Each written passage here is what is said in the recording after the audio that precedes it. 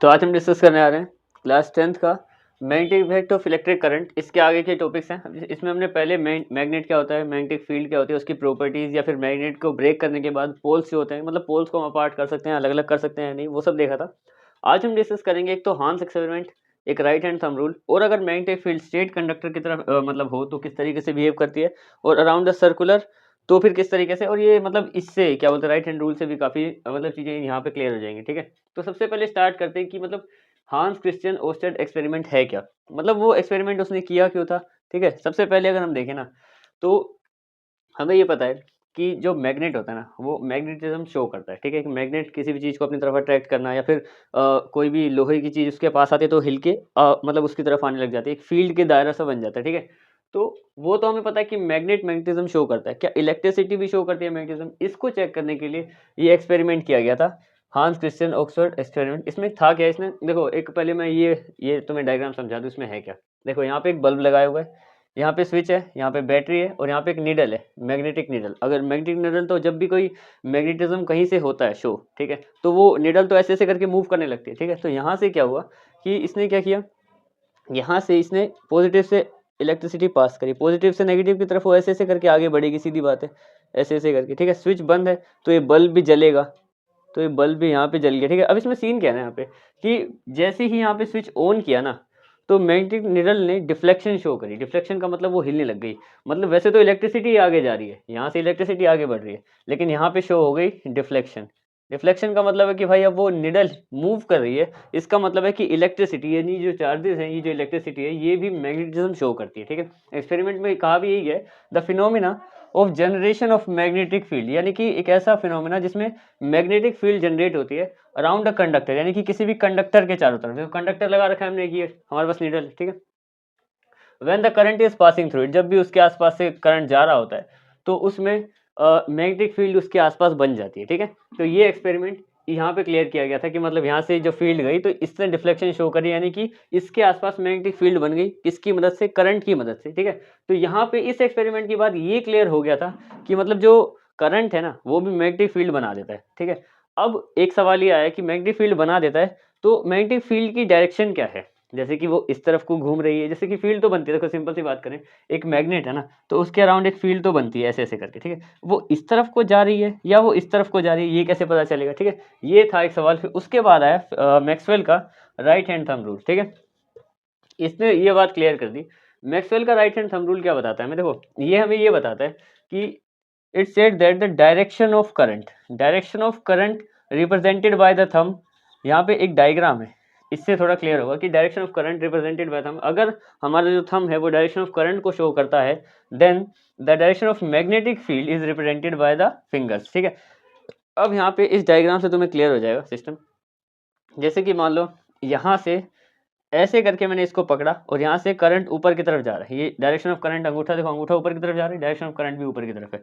तो ये जो फिंगर्स है ना, जिस तरीके से ये रैप हो रही है इस तरफ को अंदर को, यहाँ से अंदर की तरफ। ठीक है, तो मैग्नेटिक फील्ड की डायरेक्शन ऐसी ही हो जाएगी, यानी कि यहाँ से इस तरफ को जाती हुई। ठीक है, यहाँ पे भी हमें ये पता चल रहा है कि अगर ये करंट ऊपर की तरफ जा रहा है, जैसे कि यहाँ पे भी जा रहा है, तो मैग्नेटिक फील्ड की डायरेक्शन कैसी है, यहाँ से इस तरफ को। जैसे कि ये जो उंगलियां हैं मेरी इस तरफ को बंद हो रही है ना ऐसे, तो मैग्नेटिक फील्ड ऐसे घूम रही है। ठीक है, और अगर हम लोग इसी करंट को नीचे की तरफ कर देंगे ऐसे, तो इसी मैग्नेटिक फील्ड की डायरेक्शन इससे उल्टी हो जाएगी इस तरफ को। ठीक है, अगर वैसे नॉर्थ और साउथ की बात करें तो भी क्लियर कर देता हूँ। जैसे कि मान लो अभी ये नॉर्थ की तरफ है, अगर हम पॉइंट करें इसको कि नॉर्थ ऊपर की तरफ है ये करंट की डायरेक्शन। ठीक है, तो मैग्नेटिक फील्ड कैसी है, देखो सबसे पहले तो ये नॉर्थ है और ये ऐसे है। ठीक है, तो ये ऐसे घूम रहा है ऐसे, अगर मैं इसको सामने रखूँ ना ऐसे, देखो तो मेरी उंगलियां ऐसे करके ऐसे ऊपर की तरफ जा रही है और ऐसे एक सर्कल बन रहा है। तो ये जो है ना, ये एंटी क्लॉकवाइज है। देखो ये 12 बज रहे हैं और अगर ऐसे करके घूम रहा है तो ये 12 से 11, 11 से 10 पे जा रहा है, तो ये क्लॉकवाइज नहीं है, एंटी क्लॉकवाइज, मतलब उल्टा, घड़ी के हिसाब से उल्टा। यहाँ पे मैंने लिखा भी हुआ है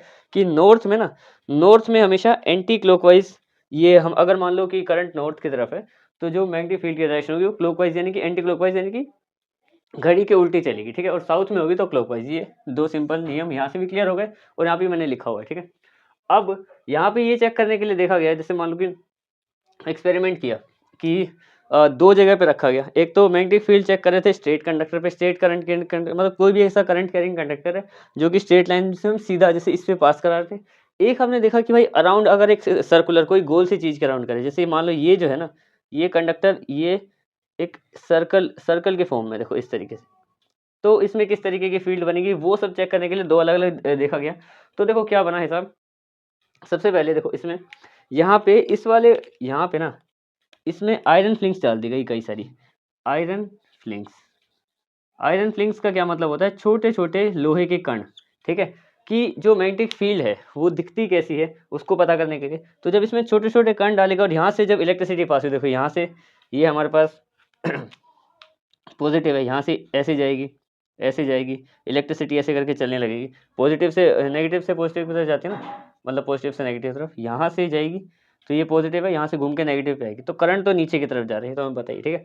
तो जब ये एक्सपेरिमेंट स्टार्ट हुआ और यहाँ पे ये मतलब ऑन हुआ ना ये, तब क्या सीन बना, ये जो फ्लिंक्स थी ना जो पहले बिखरी हुई थी कहीं पे भी, इन्होंने एक शेप ले ली, वो भी शेप थी कॉन्सेंट्रिक सर्कल की। अब कॉन्सेंट्रिक सर्कल क्या होता है, ऐसे सर्कल जिनकी रेडियस एक ही होती है, रेडियस नहीं क्या बोलते हैं, सेंटर एक ही होता है। कॉन्सेंट्रिक सर्कल में तो मैं यहाँ पे क्लियर कर दूँ, जैसे मान लो ये एक सर्कल है, इसका सेंटर ये है, ठीक है?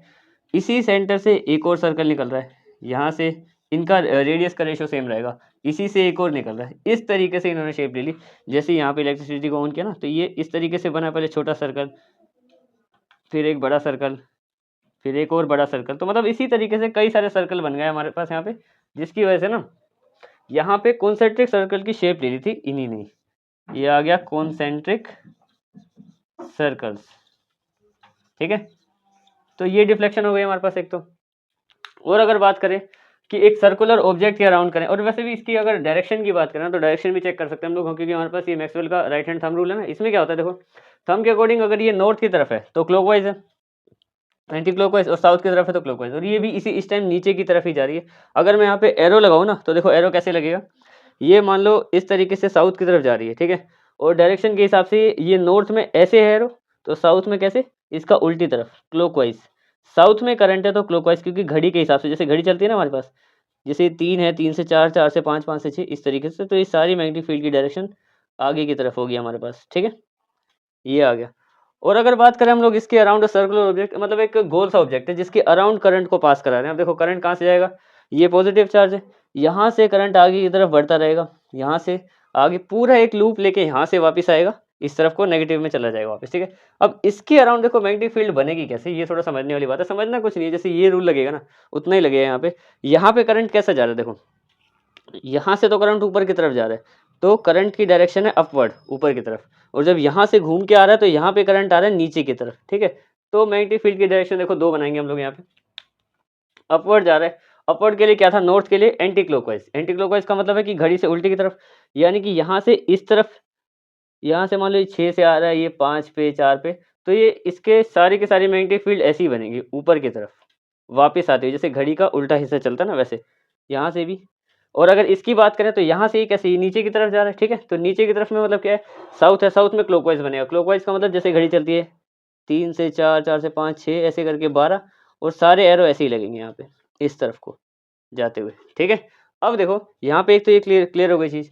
यहाँ से ही बात करेंगे तो ये, और एक छोटी सी बात यहाँ पे बताने की ये है कि अगर मान लो दो फील्ड आपस में टकरा रही है, जैसे कि यहाँ पे देखो एक फील्ड यहाँ से आ रही है कुछ इस तरीके से घूमती हुई, जिसकी डायरेक्शन मान लो ऐसी है एग्जाम्पल के लिए, ठीक है?